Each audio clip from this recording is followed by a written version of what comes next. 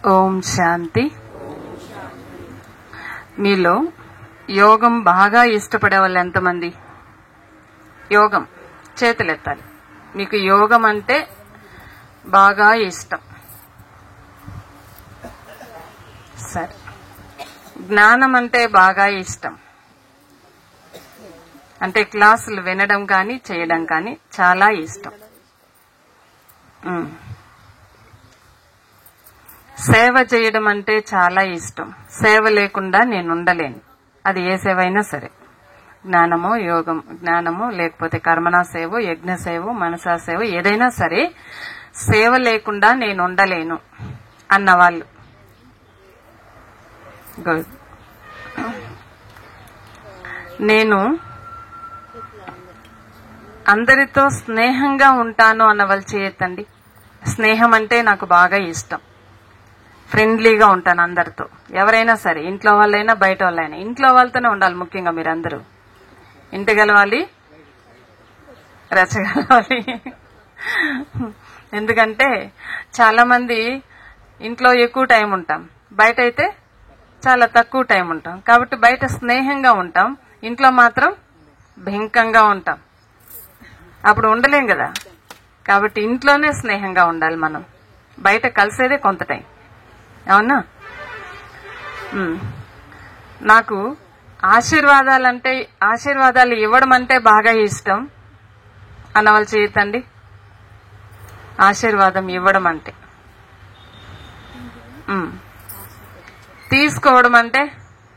తీసుకోవడం ఇష్టపడేవాళ్ళు.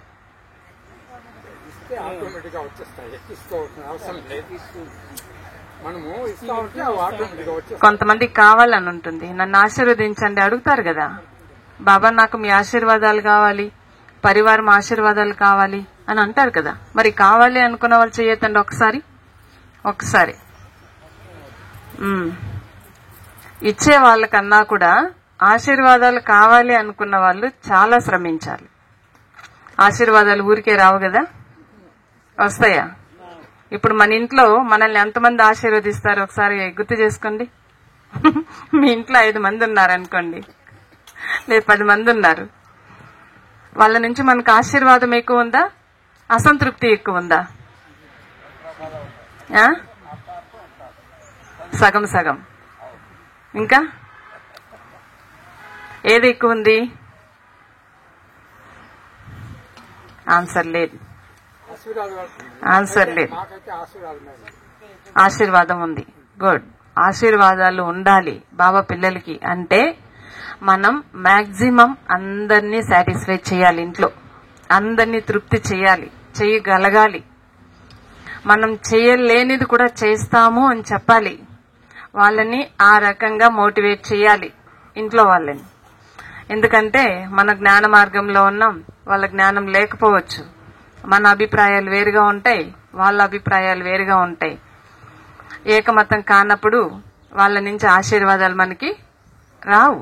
కానీ ఆ టైంలో బాబా మతం వాళ్ళు అనుసరించకపోయినా, బాబాని ఇష్టపడకపోయినా, మనది ఒక పరివారం, లౌకిక పరివారం, ఒక ఫ్యామిలీ. కాబట్టి ఫ్యామిలీని సాటిస్ఫై చేయాలి. ఆ రకంగా మనం ప్రయత్నించాలి బాబా పిల్లలు. అప్పుడే వాళ్ళు ఈరోజు కాకపోయినా రేపు వస్తారు. బాబా చెప్తారు ఏమంటే, పిల్లలు ఇంకా కొంత సమయం మిగిలింది. ఎంత సమయం? అరగంట. దేనికి?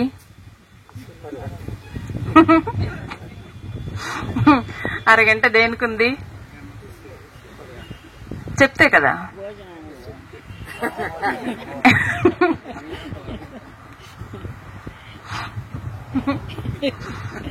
ఇక్కడే ఉంటారా? ఇక్కడికి వాసనలు వస్తున్నాయి. ఇంకా కొంత సమయం ఉంది. కరెక్ట్ గా అరగంట ఉంది. ఇంతలో ఏం చేయాలి? ఏం చేద్దాం? ఇంతలో ఏం చేద్దాం? ఏం చేయలేమో అనుకుంటున్నారా? ఈ కొంత టైంలో ఏం చేస్తాంలే అనుకుంటున్నారా?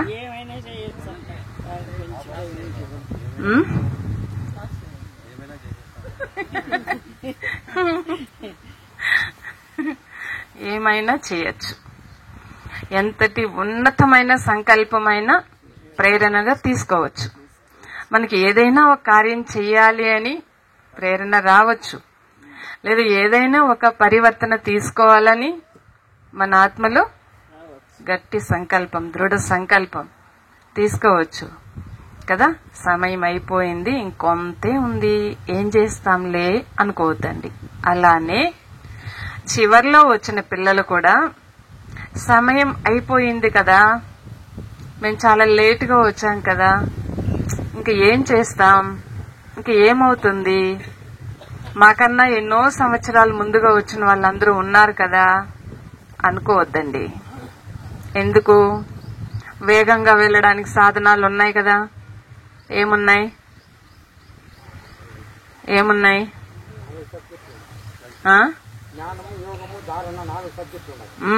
టైం ఉన్న వాళ్ళు 3 నెలల ముందు బుక్ చేసుకుంటారు రిజర్వేషన్.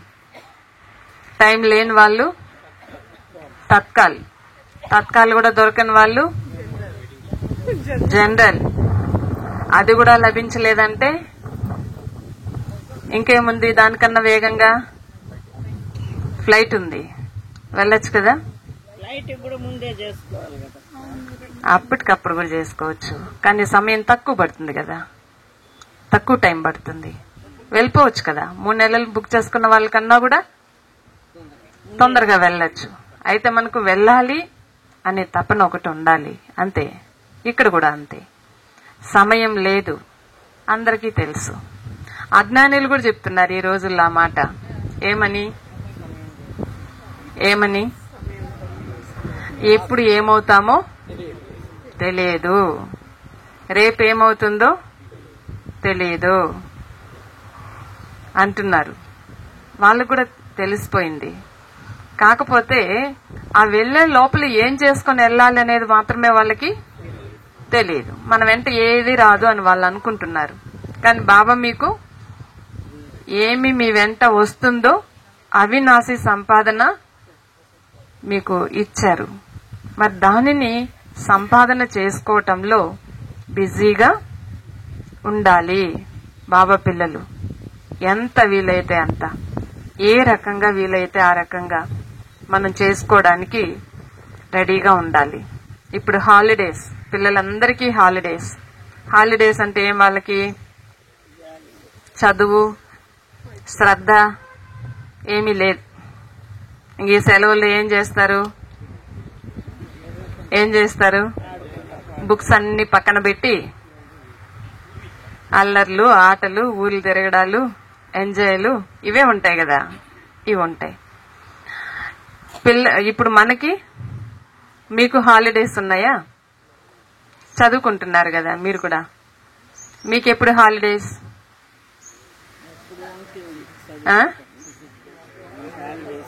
ఎప్పుడు హాలిడేస్? ఆత్మ శరీరం వదిలినప్పుడే హాలిడే, శాశ్వత హాలిడే.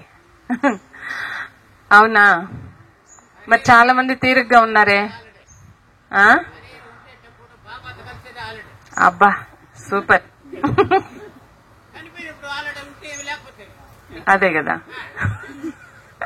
అడగాల్సిన పని లేదా హాలిడేస్ కి. బాబా పిల్లలకి హాలిడేస్ లేవు, అన్ని ప్రాప్తి చేసుకోవాల్సిన డేసే. అవునా? ఎంత వీలైతే అంత ప్రాప్తి చేసుకోవాలి, జమ చేసుకోవాలి, సంపాదన చేసుకోవాలి. మామూలుగా సంపాదన చేసుకునే వాళ్ళు ఓటీ చేస్తారు, తెలుసు కదా. ఎక్స్ట్రా అవర్స్ పని చేస్తారు, దానికి అదనంగా శాలరీ వస్తుంది వాళ్ళకి.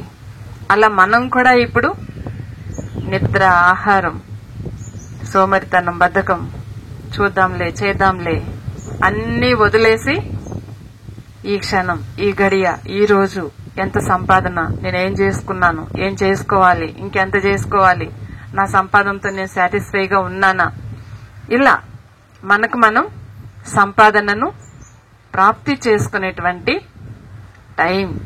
మరి సంపాదన పరులు ఎప్పుడు ఎలా ఉంటారు? తీరిగ్గా ఉంటారా? తీరిగ్గా ఉంటారా? పక్కన వాళ్ళు సంపాదించుకుంటా ఉంటే మన షాప్ మూసేద్దాం అనుకుంటారా? లేదు కదా.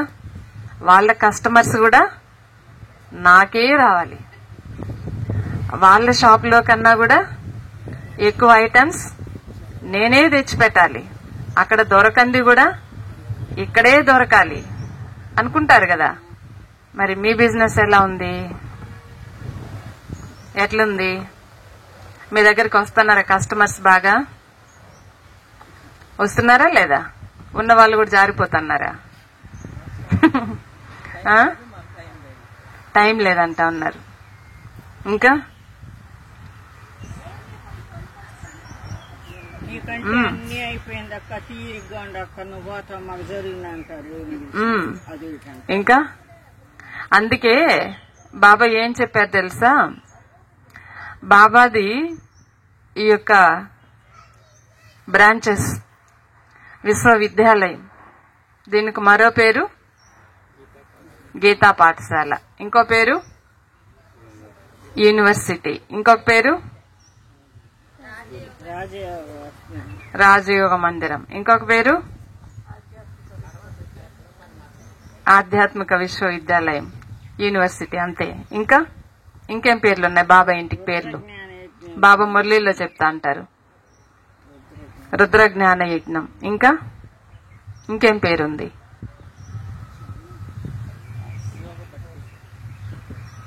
బట్టి మనం ఎప్పుడు ప్రోగ్రామ్ చేసినప్పుడు బట్టి. మిగతా టైం ఇంకేమంటారు బాబా ఇంటిని?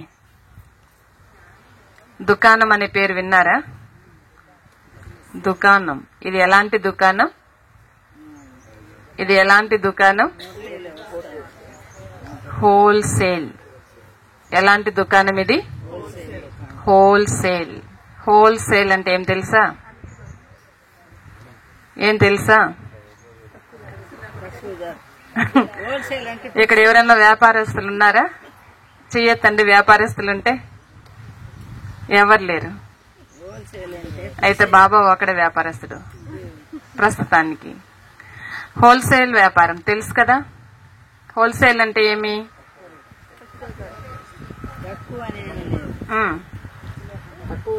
అన్ని అందరికీ సరుకులు పంపించేది హోల్సేల్. తక్కువ ఖర్చు, ఎక్కువ లాభం. మనం కూడా కూరగాయలు చేస్తాం కదా, అంటే మీరు సంతలో కొంటారు కొంతమంది, ఇంటికి కావాలి కాబట్టి. మేము బాబా ఇంటికి అయితే హోల్సేల్ మార్కెట్. అక్కడ ఏం దొరుకుతాయి? అన్ని దొరుకుతాయి. ఎంతకు దొరుకుతాయి? రీటైల్ కన్నా సగం తక్కువ రేట్ ఉంటుంది. అయితే ఎన్ని దొరుకుతాయి? కేజీ, అర కేజీ కాదు, ఎంత కావాలో దొరుకుతుంది. ఎన్ని కావాలో దొరుకుతాయి, ఏమి కావాలో దొరుకుతాయి, ఎంత కావాలో దొరుకుతాయి. కానీ తక్కువ ఖర్చు, ఎక్కువ లాభం ఉంటుంది. హోల్సేల్. మరి ఇక్కడ ఇది కూడా హోల్సేల్ వ్యాపారం. బాబాది హోల్సేల్ వ్యాపారం. మరి మీకేమేం కావాలి చెప్పండి, ఇస్తాం. ఏమేం కావాలి? ఇక్కడ ఏం లభిస్తుంది బాబా దుకాణంలో?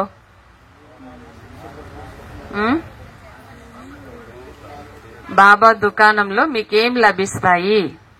మీరు కొనేది ఏమైనా ఉందా? ఇక్కడ డబ్బులు పే చేశారా? లేదు కదా. మరి బాబా దుకాణం అన్నారే, దుకాణం అంటే ఒకటి ఇవ్వాలి, ఒకటి తీసుకోవాలి కదా.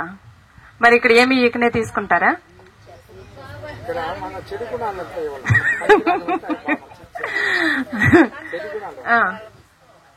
బాబాకి సమయం ఇవ్వాలి.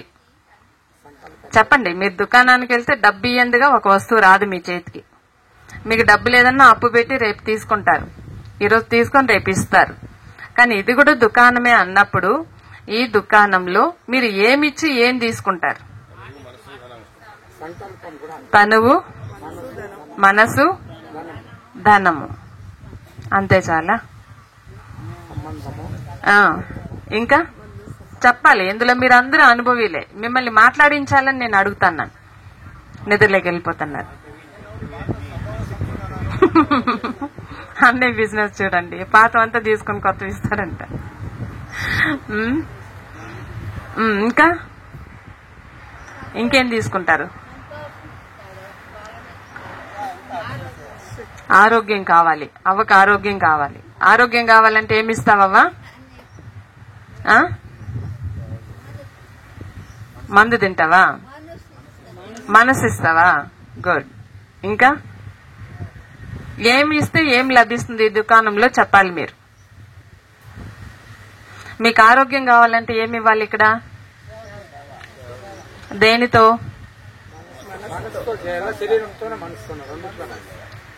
శరీరానికి ఆరోగ్యం కావాలంటే శరీర సేవ చేస్తే మీకు ఆరోగ్యం లభిస్తుంది.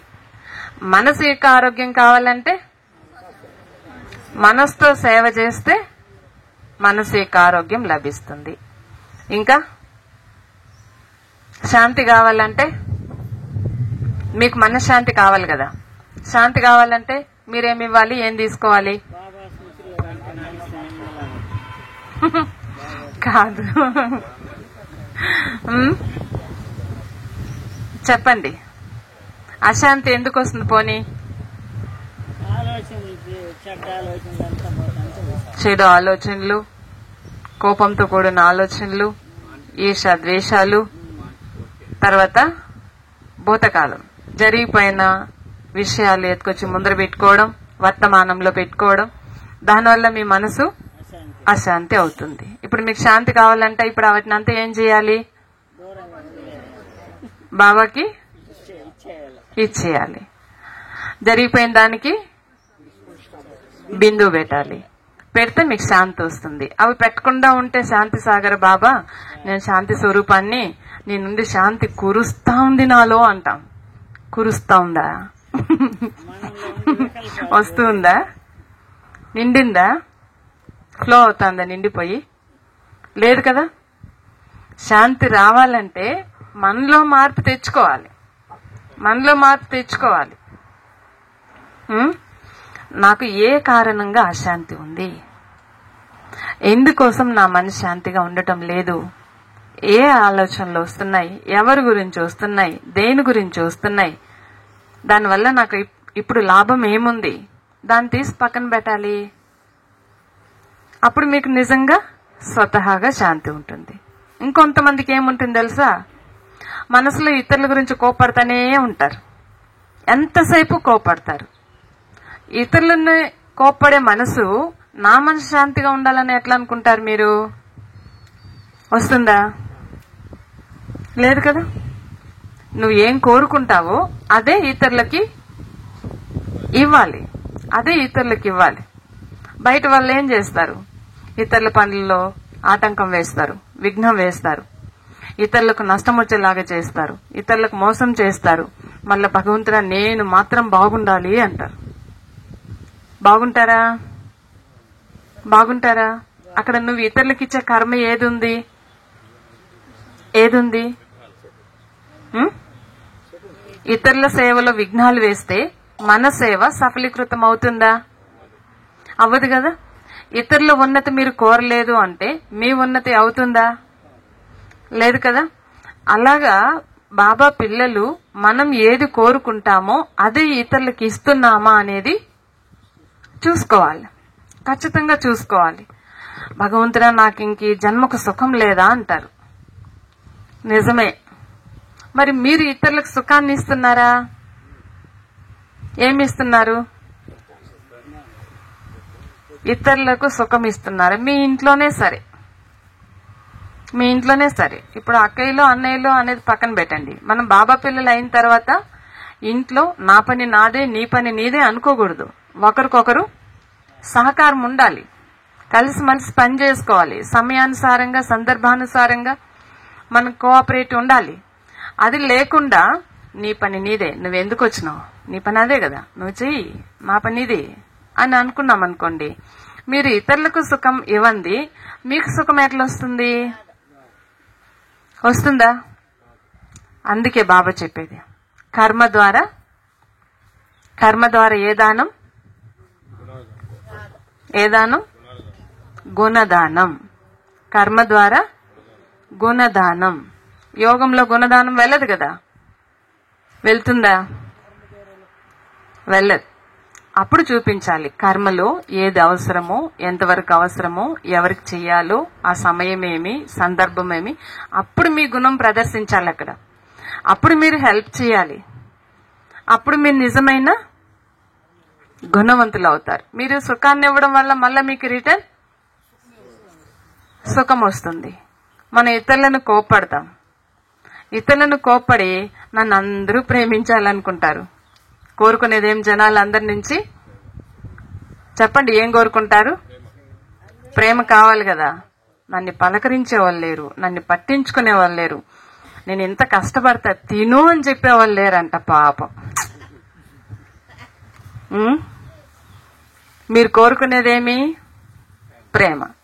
మరి మీరు అందరినీ విచారిస్తున్నారా? మీ ఇంట్లో వాళ్ళని అడుగుతున్నారా, ఏమ్మా ఈరోజు తిన్నావా, ఎందుకు సమయానికి తినడం లేదు? అడిగారు ఎప్పుడైనా? ఆమె అంతే. మనం ఏమంటాం? ఆమె అంతే. మనం పలకరించేది లేదు. ఆమె పని అయిపోయేంత వరకు పాపం చేసుకునే తింటుంది. మనకు బాధ్యత లేదు కదా.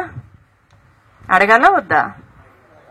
అడగాలి. అప్పుడు మీరు ప్రేమ ఇచ్చినట్లు. అదే కాదు, ఏది కూడా కానీ ఒక వ్యక్తికి మనం ప్రేమను పంచినప్పుడు మీకు కూడా రిటర్న్ ఏమొస్తుంది?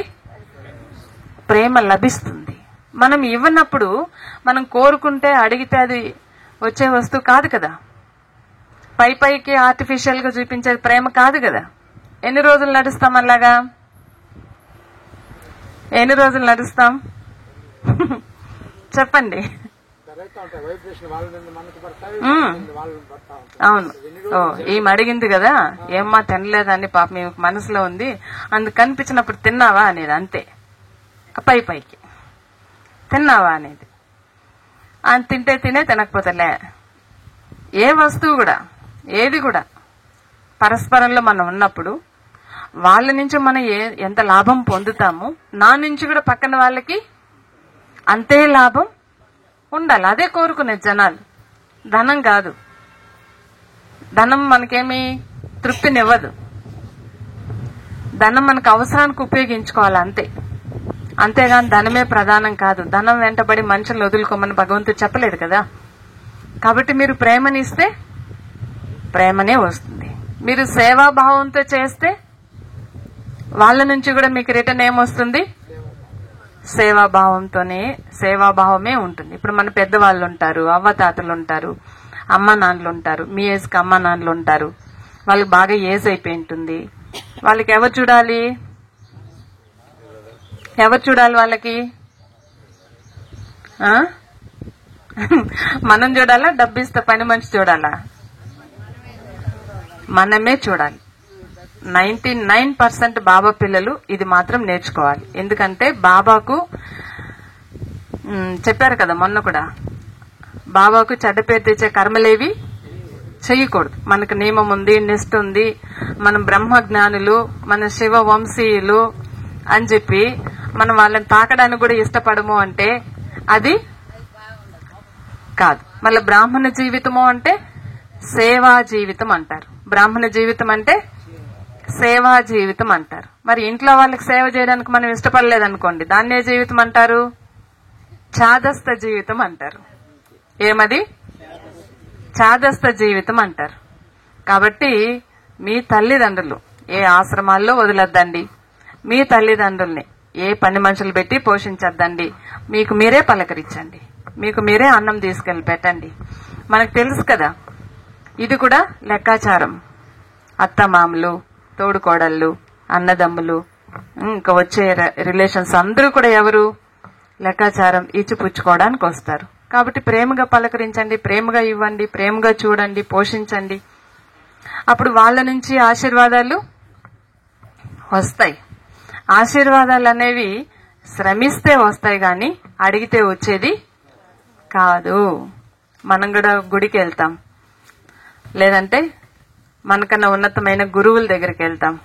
అక్కడికి వెళ్ళినప్పుడు ఏం కోరుకుంటాం? వాళ్ళని, స్వామి మమ్మల్ని ఆశీర్వదించండి అంటారు. ఆ స్వామి ఎవరో మనకు తెలీదు, ఈ శిష్యుడు ఎవరో ఆయనకి తెలీదు. కానుక పెట్టి ఆశీర్వదించండి స్వామి అంటే ఆయన ఏ భావంతో ఆశీర్వాదం ఇస్తారు మనకి? ఏ భావంతో ఆశీర్వాదం ఇస్తారు? ఏమని ఇస్తారు? ఏమని ఇస్తారు? సర్వే జన సుఖనో భవంతు. అదొక మంత్రం, అదొక తంత్రం. అయిపోయింది. ఆడ కర్మ ఏమీ లేదు, కర్మలో గెలిచిందేమీ లేదు. మనం ఆశీర్వాదం అడగడం, కానుకిచ్చి రావడం. వస్తువును కొంటాం కదా షాప్కి వెళ్తే, ఇక్కడ కూడా ఆశీర్వాదాన్ని కొనుక్కొని వచ్చేస్తాం. మరి అది ఆశీర్వాదం అవుతుందా? లేదు కదా. ఒక అవ్వ ఉండేదంట పూర్వకాలంలో. అప్పుడు వాళ్ళకి ఏం పద్ధతి అంటే, స్నానం చేసేటప్పుడు ఇంకొకరు వెళ్ళి వీపు రుద్దుతారు. తెలుసు కదా, వీపు రుద్దుతారు. అది అప్పటి కాలం. ఒక అవ్వ ఉండేది. ఆ అవ్వకు చదువు లేని వ్యక్తి పాపం బాగా కష్టపడి కొడుకుని పెంచుతుంది. కొడుకు ఉద్యోగస్తుడు అవుతాడు. అయితే ఆ కొడుకు వచ్చే కోడలు కూడా ఉద్యోగమే. ఇప్పుడు ఈ అవ్వ ఏజ్ అవుతా ఉంది. ఆ అవ్వకు వీపు రుద్దడానికి అవ్వ పిలుస్తుంది కోడల్ని. పాపం అవ్వేమో పేదామె, ముసలామె. ఇప్పుడు వచ్చిన కోడలు ఎట్లాంటి కోడలు? బాగా చదువుకునింది, ఉద్యోగం ఉంది. ఆమె రుద్దుతుందా? వీపు రుద్దుతుందా? సరే, ఎవరు ఏమనుకుంటారో, ఈ ముసలమ్మ ఎందరికి చెప్తుందో నాకు సేవ చేయలేదని అని అనుకుని ఆమె అట్లా తిరిగి కూర్చుంటుంది. కాబట్టి ఈమె సోప్ వేసి కాలుతో రుద్దేసి వచ్చేదన్నమాట. రోజు కాలుతో వీపు రుద్ది వచ్చేదన్నమాట. అలానే ఆమె కాలం గడిచిపోయింది. ఒకరోజు ఈ కోడలు కూడా అత్త అవుతుంది కదా. అవుతుందా లేదా? అవుతుంది. మరి ఈ కోడలికి ఎవరు చేయాలి? వాళ్ళ కోడలు చేయాలి. వాళ్ళ కోడలు కూడా అదే స్థాయిలోనే వచ్చింటుంది. కానీ సేవ అయితే చేయాలి కదా. అప్పుడు ఆ కోడలైతే మంచి కోడలే వస్తుంది, భావన గల కోడలే వస్తుంది, సేవ చేయాలనే తపనుండే కోడలే వస్తుంది. కానీ ఆ కోడలు చేత్తో వీపు రుద్దుదామంటే కర్మ కాలేబోతుందంట వీపులోకి. ఆమె అనుకునింది, అయ్యో నేనేం పాపం చేశాను, నేను ఎంతో భావంతో ఈ పెద్దామ్మకి సేవ చేసుకోవాలని వస్తే నేను చేత్తో చేద్దామంటే కాలే వీపులోకి వెళ్తుంది అని ఆమె అనుకునేదంట. సరే, ఎట్లో జరుగుతోంది. ఒకరోజు నోరుప్పి చెప్పేస్తుంది కోడలు. ఏమని? అత్తమ్మ, నేను పాపం చేశానో నువ్వు చేసావు నాకు తెలీదు. నేనైతే చేత్తో రుద్దాలనే వస్తాను, కానీ నీ వీపులోకి నా కాలే వస్తుంది. నేనేం పాపం చేసుకున్నాను అని చెప్తుంది. అప్పుడు ఆమె చెప్తుంది, లేదమ్మా, మా అత్త ఒక పేదామె, ఆమె చాలా కష్టపడి వాళ్ళ అబ్బాయిని పెంచింది. ఆమెకి నేను ఒక చదువుకున్న కోడలుగా ఇంటికి వచ్చాను. నేను ఉద్యోగం చేస్తాను కదా, నేను ఆమెని అంటుకోవడానికి నేను ఇష్టపడడం లేదు. కాబట్టి నేను ఆమె చేతితో రుద్దమంటే నేను కాలుతో రుద్ది వచ్చేదాన్ని. కాబట్టి ఇప్పుడు నా కర్మ పండింది కాబట్టి నీ చేయి రావడానికి బదులు నీ కాలే నా వీపులోకి వస్తుంది, పర్వాలేదు రుద్దు అనిందంట. అంతే. ఏదైనా కూడా కర్మ మనం ఏదైతే చేస్తామో, ఏ భావంతో చేస్తామో అదే మనకు రిటర్న్ వస్తుంది.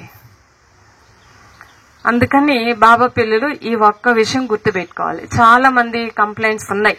బయట వాళ్ళు కూడా ఏదో ఆరోపణలు చేస్తున్నారు కదా, ఓం శాంతికి వెళ్తే మా వాళ్ళు మారిపోతారు, మమ్మల్ని చూడడం లేదు, వీళ్ళు ఎట్లా అంటారు, అట్లా మారిపోతారు, తాకడానికి ఇష్టపడరు, నా బట్టలు కూడా కట్టితో పడేస్తారు అంటారు కదా.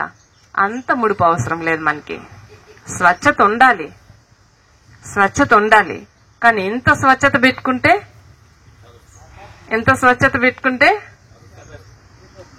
భగవంతుడు డబుల్ ప్రత్యక్షం అవుతాడు. కాబట్టి అలాంటివి చేయకూడదు మనం. అక్కడ కూడా సేవాభావంతోనే ఉండాలి. ఇంట్లో వాళ్ళకి సేవ చేయాలి మొదట, ఆ తర్వాత బయట వాళ్ళకి సేవ చేయాలి.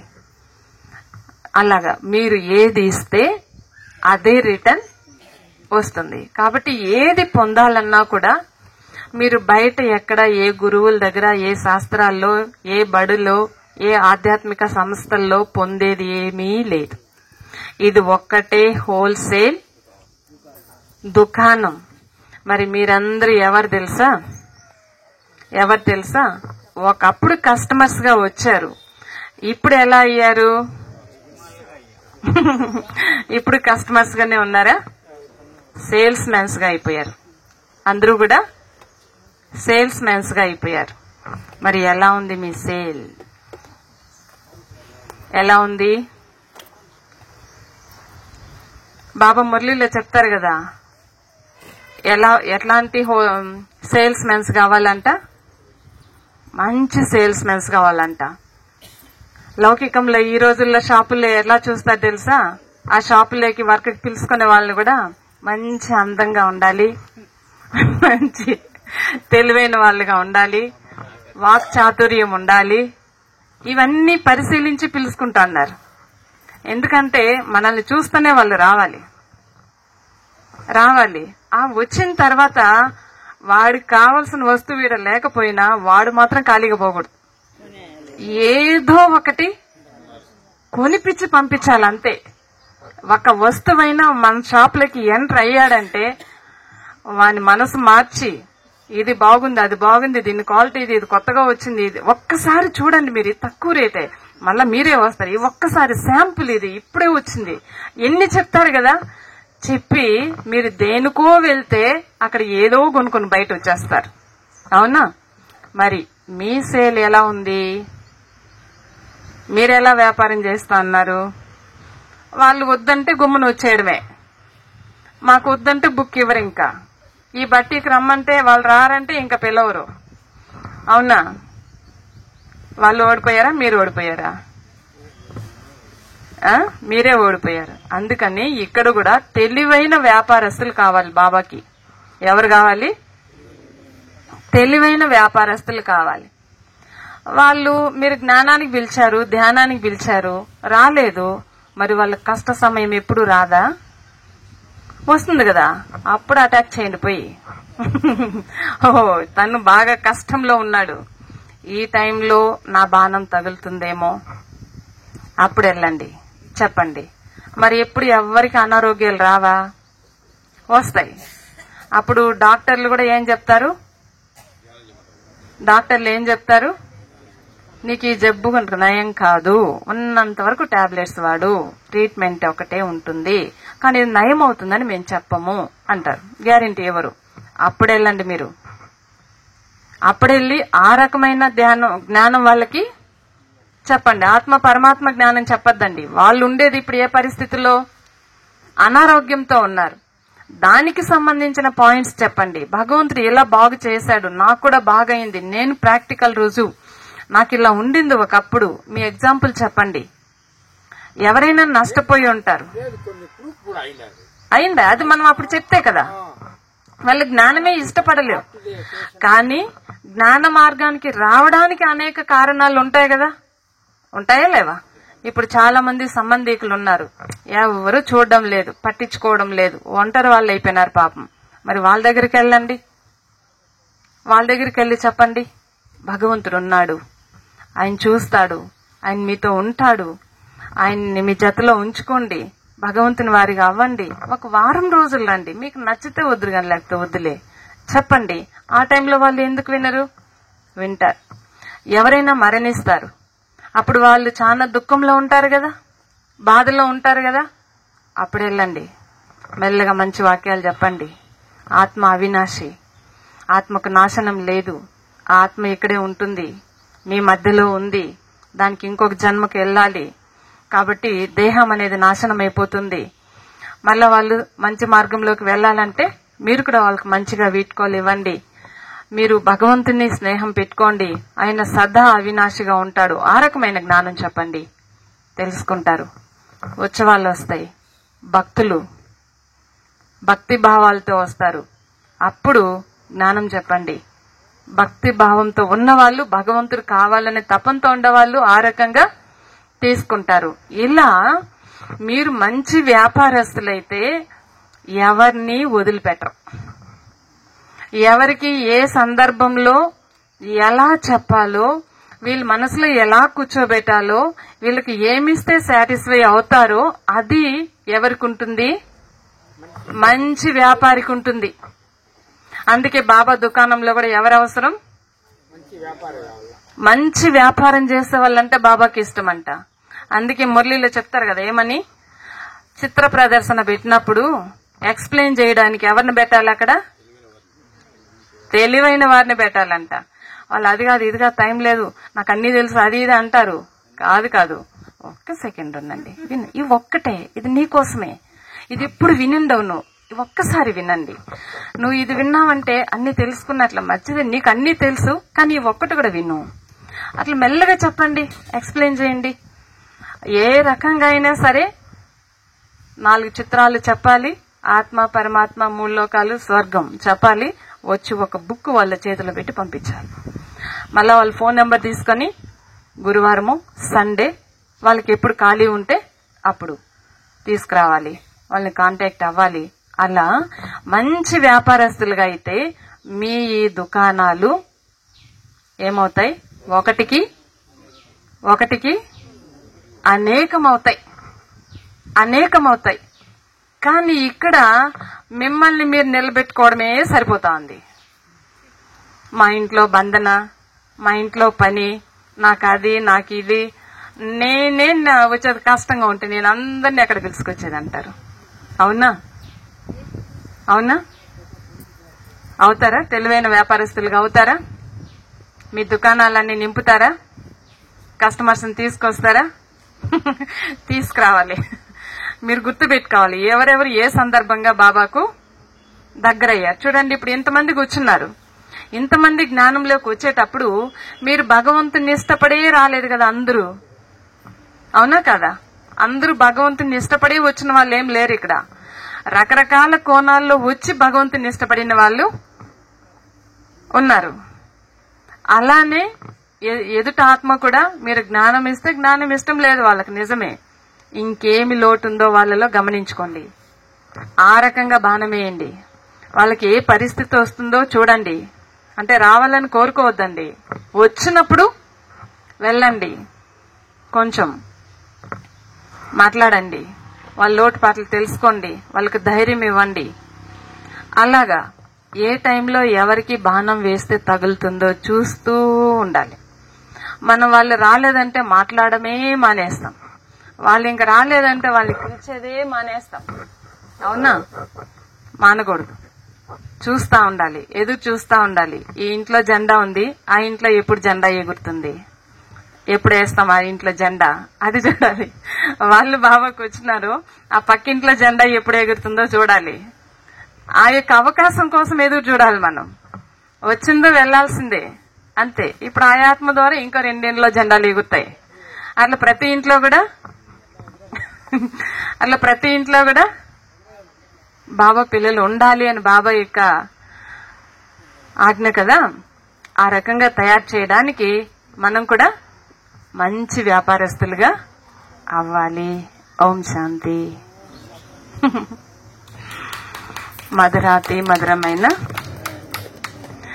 ఆత్మిక తండ్రికి, ఆత్మిక పిల్లల యొక్క ప్రియ స్మృతులు మరియు నమస్తే. ఓం శాంతి.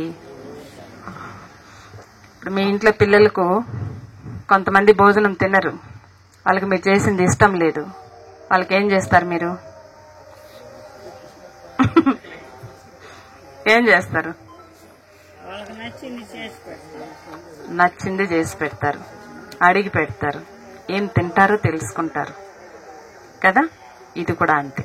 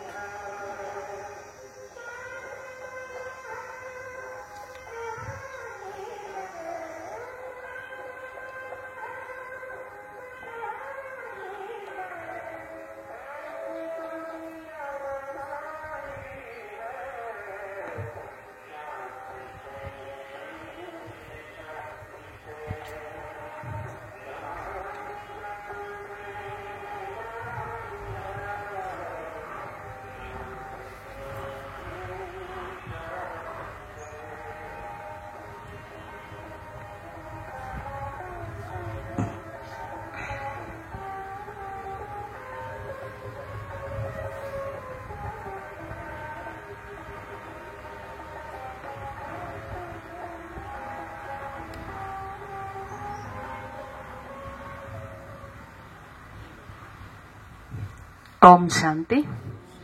ఇప్పుడు అందరూ కూడా భోజనానికి వెళ్దాం. ఎలా వెళ్ళాలంటే ఎవరి సింహాసనం వాళ్ళే తీసుకుని వెళ్ళాలి. అందరూ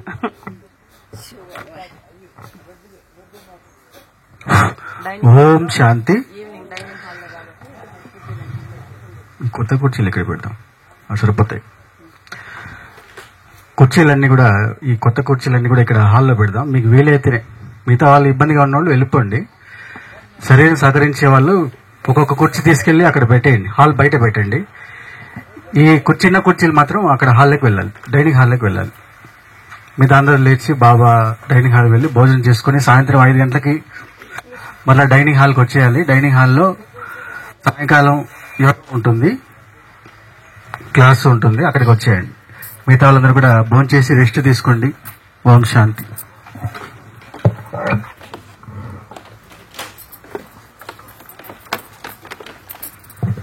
వెంకటేష్ పెట్టి కూర్చొని పెట్టిండు.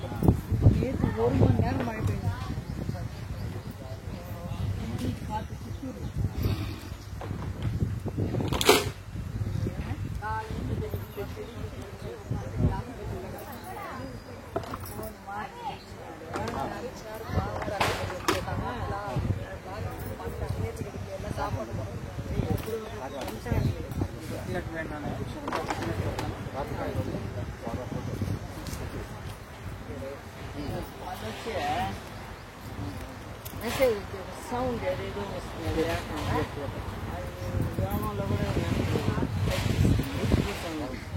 అది తీసేసి రింగ్ టోన్ బాబా